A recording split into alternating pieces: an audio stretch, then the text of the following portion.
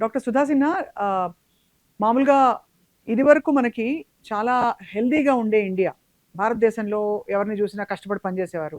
బాగా పుల్లలా సన్నగా ఉండేవారు. ఎక్కువ బాడీ ఫ్యాట్ ఉండేది కాదు. అరుదుగా క్యాన్సర్ లాంటివి వినేవాళ్ళం.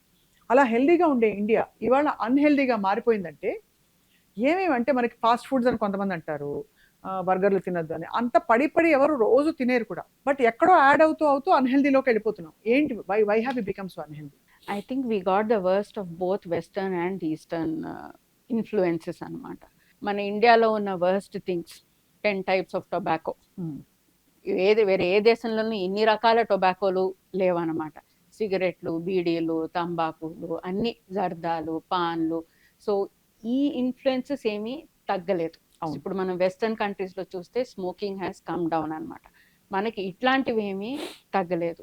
రూరల్ ఏరియాస్లో cervix cancer is still very high. Vaccinations ఇంకా చేరలేదు అక్కడికి. సో అవన్నీ ఆ రిస్క్ ఫ్యాక్టర్స్ ఉన్నాయి. సో మనకి ఇండియాతో పాటు వచ్చే రిస్క్ ఫ్యాక్టర్స్ ఫర్ క్యాన్సర్స్ ఏమున్నాయో అవి ఉన్నాయి. అది కాకుండా ఓవర్ టైం మన life style has become an western life style అనమాట. సో మన డయట్ మారింది.